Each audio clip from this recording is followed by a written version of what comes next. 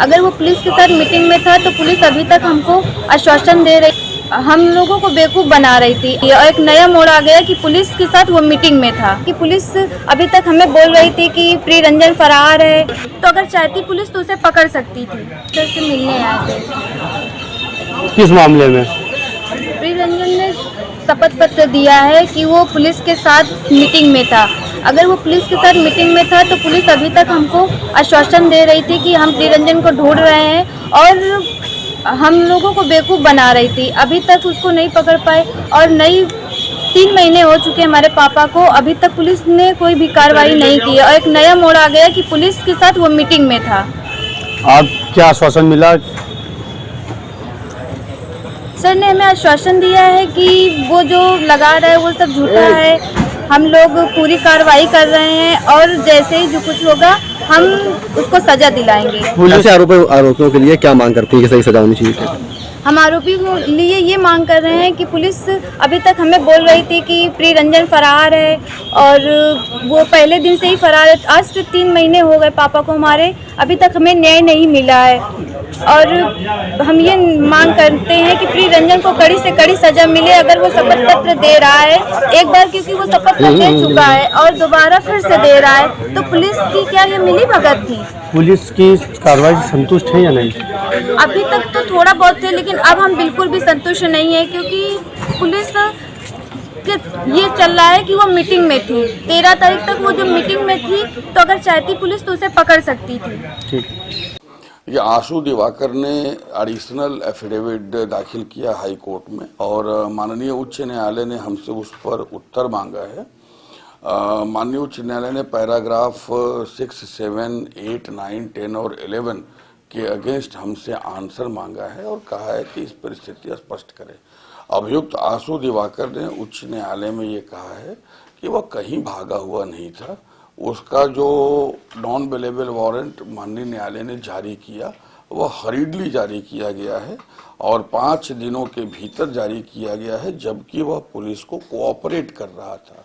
और इस विषय में अभियुक्त ने यह बताया है कि जांच को एफआईआर दर्ज होने के रात से, यानी कि 10/11 की रात से वह कोऑपरेट कर रहा था और इसके संबंध में उसने कॉन्टेक्ट डिटेल कुछ शो किए हैं, अपने स्क्रीनशॉट शो किए हैं। बेसिकली मोबाइल के व्हाट्सएप कॉलिंग के स्क्रीनशॉट दिए हैं और उसने ये बताया है कि वो अधिकारियों से, एसीपी से और एसएचओ से बात कर रहा था, उन्हें विवेचना में सहयोग दे रहा था और उनको पत्रावली भी उसने प्रस्तुत किए और दिखाए थे।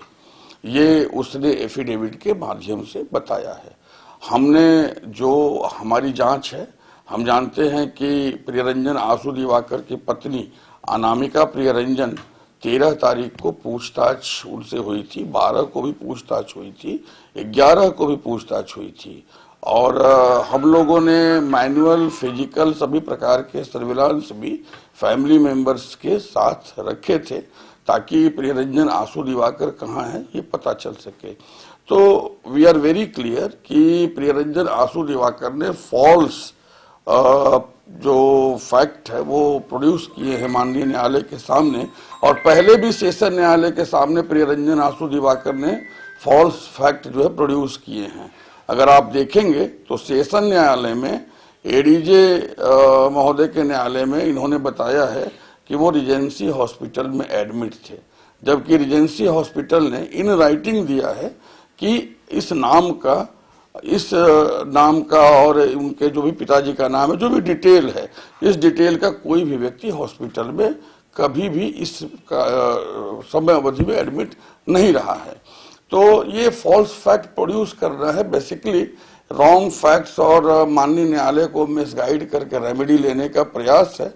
We are here to produce all the correct fact and we are very clear कि honourable court will go through with all the correct facts and whatever is the genuine will get remedy accordingly. Sir, किसान dog Singh गुस्सार की 2 बच्चियां हैं, वो आपसे मिलने भी आई थी। वो चूंकि समाचार पत्रों में इस प्रकार की चीजें अस्पष्ट छपी हुई थी, हालांकि उसमें हमारा बयान भी छपा हुआ था, फिर भी उनको थोड़ी चिंता थी और वो उस चिंता के साथ आई थी।